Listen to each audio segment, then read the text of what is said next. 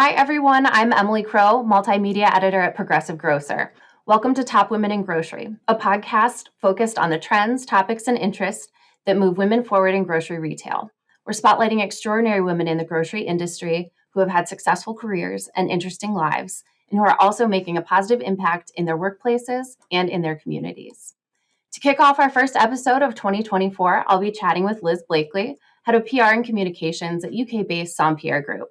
Liz is responsible for global PR and communications for the company, working to raise the profile of the business and its three brands across trade, consumer, and B2B audiences. She acts as the strategic director of communications throughout the UK, Ireland, UAE, and the US, and also manages all media advertising, controlling media spend, planning, and placement across UK and US traditional media channels.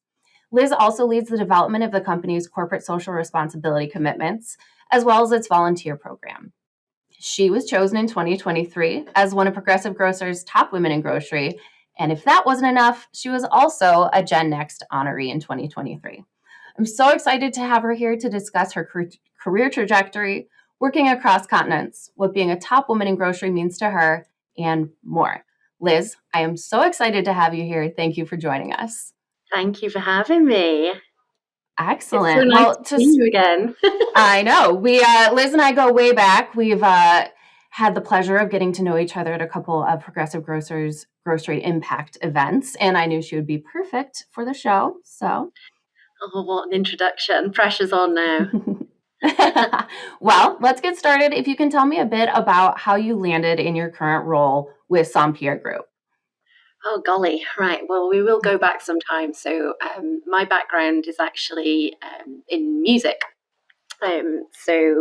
Music and English at university, what feels like many, many moons ago. I then went home and I hosted a radio show before podcasts were really a thing. So I hosted a radio show and then I moved to London. So I'm from Wales originally.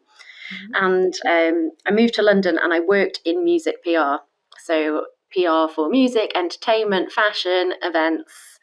And then I wrote for the Daily Mirror, which is a national news title in the UK. And I did their TV and showbiz online reports.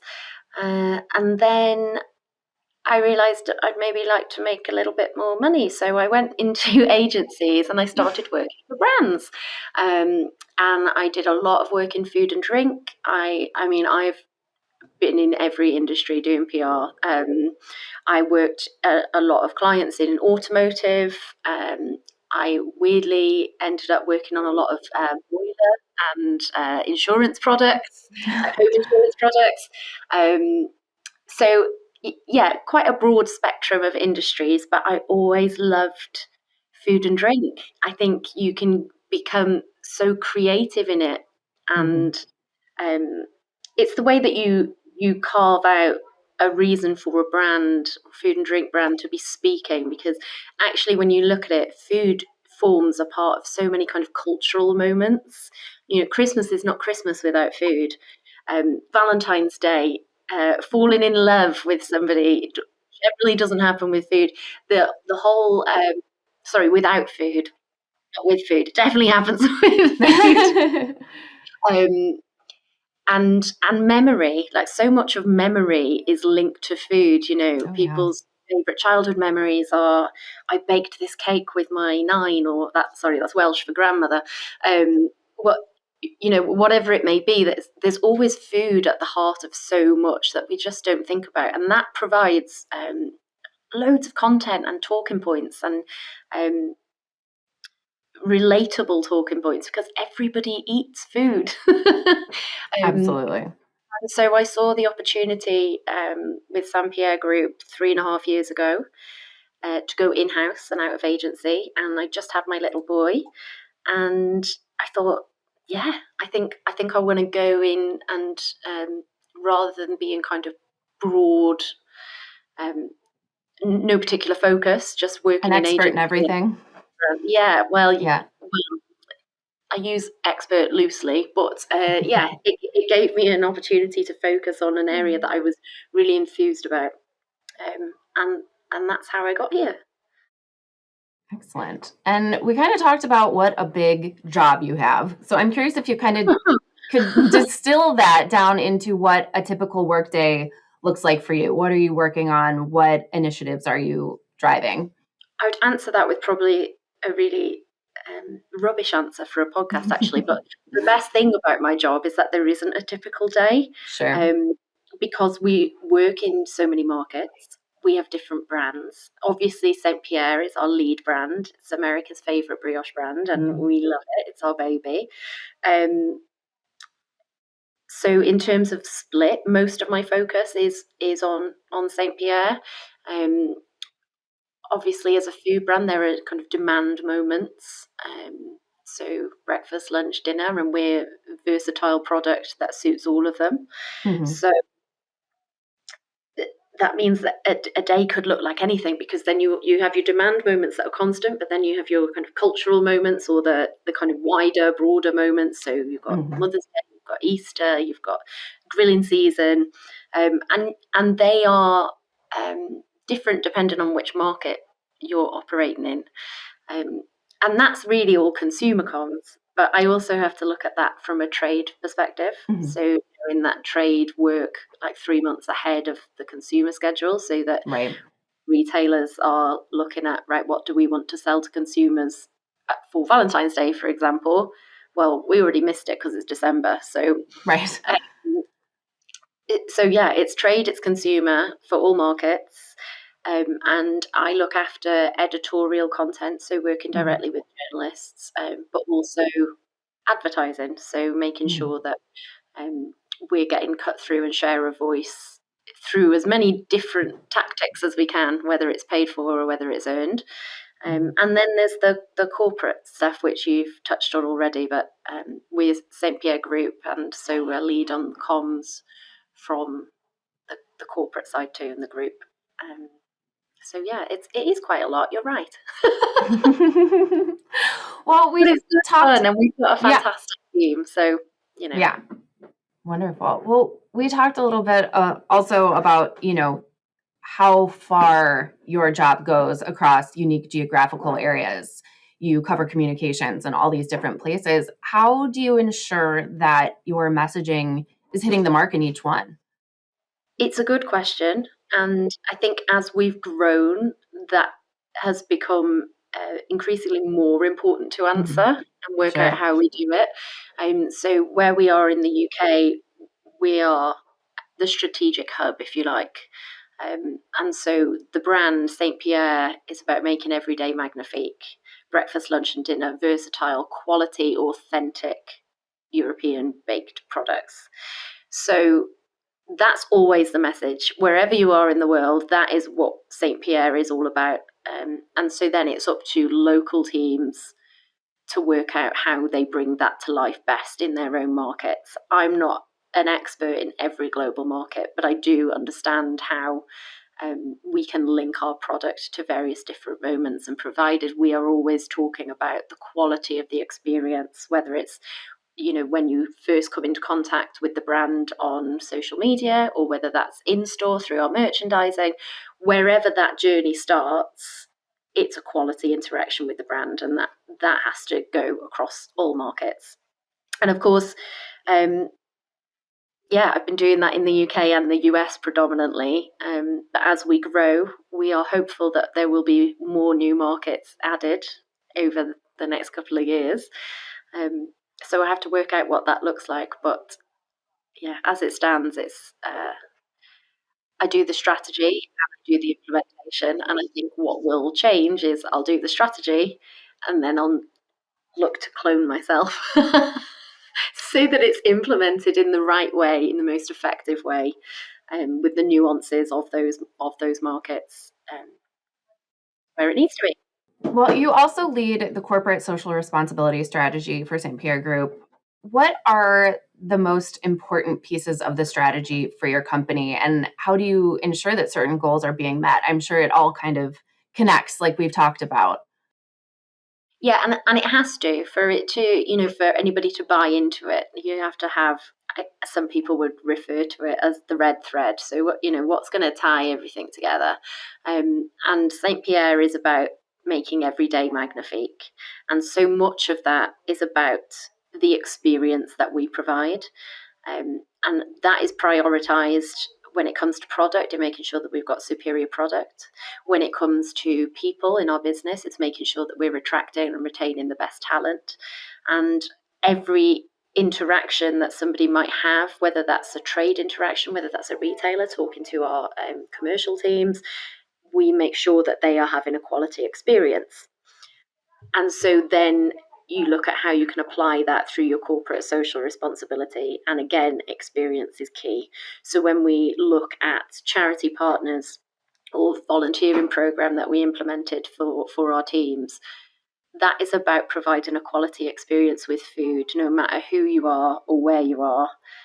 Everyone deserves to have fantastic food because we genuinely believe it's more than just a meal on your plate. It's memory, it's experience, and it brings people together, and it's, you know, a common denominator. Everybody needs to eat. So that's how we tie it together, making moments every day magnifique in the small way that we can. You know, we're a bakery brand, so we're not. Right.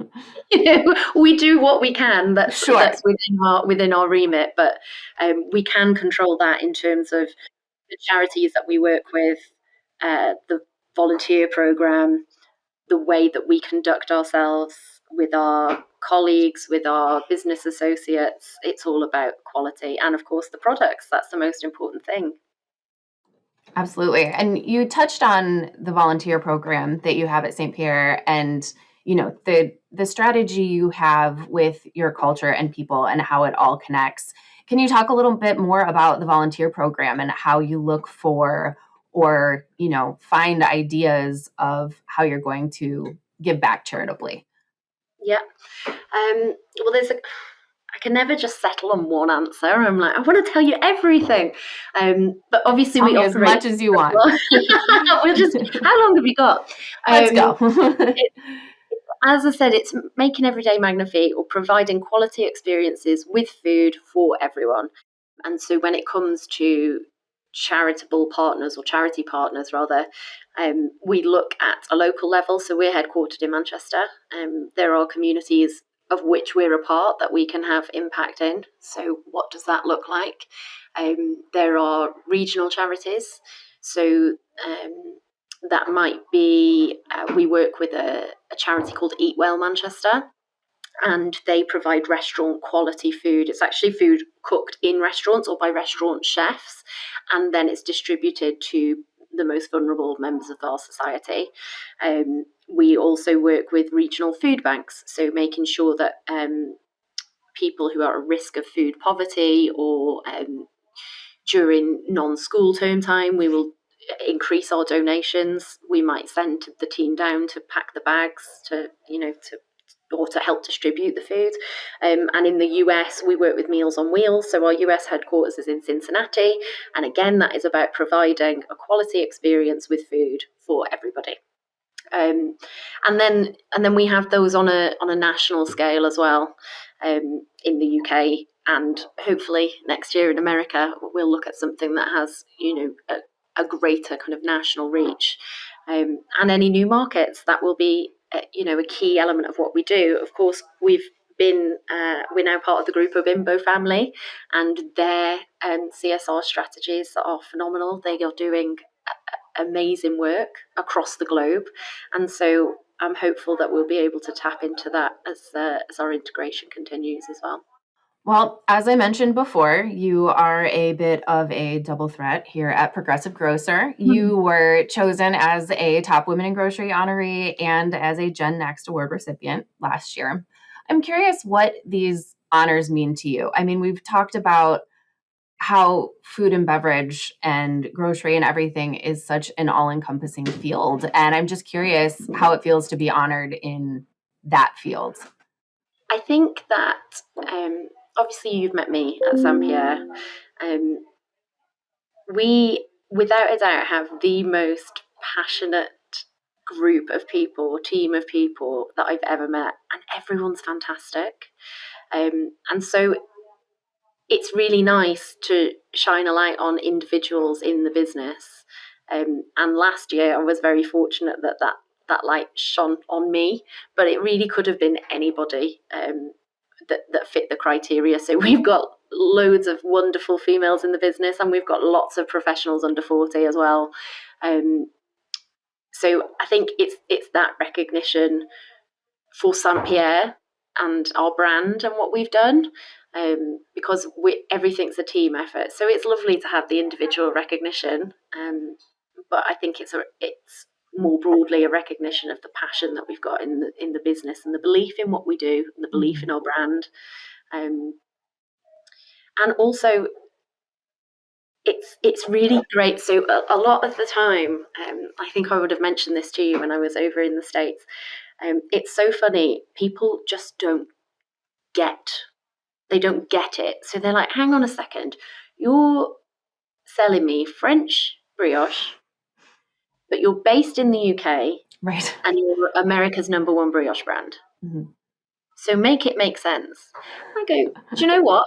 I'm not going to even try. It works because we're providing quality products that translate into so many different meals. They're very well understood. We started with burger buns and hot dog rolls. American market knows burger buns and hot dog rolls, Yes. and they know what to do with it. The education piece comes with the brioche, and once you try it, you go, why would I not use the best brioche brand? It's worth upgrading because it's elevated my entire meal. I have a family of converts. I can attest to that. People love that story. They go, yeah, that's actually, when I sit and think about it, that does make a lot of sense. But I think what's great about the awards is when people say make it make sense, I go, I don't need to. Look, like, people recognize it sounds crazy, but it works. So it's a nice way to explain. They go, what is it that you do again? And they'll say, well, we're America's number one brioche brand. And I know it doesn't make sense, but look, here's some awards we've won. Right. We've done the work. Yeah. Yes, absolutely. Well, you mentioned those other people within your company and within the industry. How do you pay it forward to other women and, young business people, executives, what have you, across your industry? It's a good question. And I think that, I don't know if I'll get into trouble for saying this, but the focus, I think, absolutely on next generation, on young professionals, is really important. In the UK, we don't really have these let's recognise women specifically, not because they shouldn't exist, but it's a bit of a strange concept to me personally. I'm not speaking on behalf of the business necessarily, but we don't have those in the UK, and I see the need for them in America. But I wouldn't have a different answer for how I pay it forward, to women versus younger professionals. So that would be my first thing. And then the second thing, I think, is just about always being willing to give your time, share your learnings. It's so important, because if you've made a mistake, chances are somebody made it before you, and they could have saved you. They could have saved you a tidy up job if you'd have just sat and had a conversation with them. So I would always make sure that I'm open to helping where I can. And one of the things, I mean, you've met me, so you'll know, I don't have a quiet laugh. I have a very loud laugh. But I think you and I both. If you can share a smile with someone or a laugh, you will have a much greater impact on them. They're way more likely to remember you, but just to try and have that friendliness in everything you do. It sounds really lame, but I genuinely, I don't think it is. I don't believe that it is. I think to make a good impression. So always be open and willing to share your learnings. And if you can make someone laugh, or you can look on the lighter side of something with a sense of humour, do that, because life's too short. I always tell my kids it costs nothing to be kind, and just to be able to kind of put that back out into the world. Yeah. I always say, well, there's a couple of things. So people do business with people, right? So be a good person. Yep. And also, I'm not to wax lyrical, but there's a study that they've done with Alzheimer's patients. And my mother-in-law passed away last year from Alzheimer's, which was very sad. But one of the studies that I read said even in late-stage Alzheimer's, people might not remember your name. They might not remember your face, but when they get a glimpse, you get that glimpse of, oh, they know who I am just for a second. That's not your face and it's not your name. It's how you made them feel. I know. And so that would be my thing. Just always think about how you make someone feel, because that's what memory is formed from. Oh, I love that. That's wonderful. That's kind of, my next wrap-up question as far as advice for women. I know it's not something specific to the UK, but here in the US, it is definitely part of our culture where we are, picking out women who do extraordinary work and honoring them. What advice do you have for women still coming up through the ranks and, looking to make a mark? Do you, regardless. If you're a top, you might be a top woman in grocery, and that's phenomenal, and you should be applauded and you should be rewarded, and I think it's a really important program. But in winning it, you're a top person in grocery. And so approach everything not as, right, I'm a woman, and so I'm going to do this because I'm a woman. I'm going to do it because it's the right thing to do, and I've got passion for it, and I'm enthused about it, and it's going to help my career. So yeah, I would approach everything with a gut instinct, and yeah, it usually gets you to the right place. Absolutely.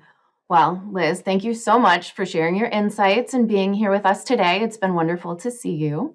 You're so welcome. I hope it was even remotely helpful, or if it made any sense. Of course. Subtitles on. We'll do that. Excellent. Well, for more information about the Top Women in Grocery podcast, please visit www.progressivegrocer.com/podcasts. You can also subscribe to this series wherever you typically listen to podcasts, including on Apple, Google, and Spotify. Finally, do you have an idea for a Twig podcast? We'd love to hear from you. Email me at ecrow@ensembleiq.com. See you next time, and thanks so much for listening.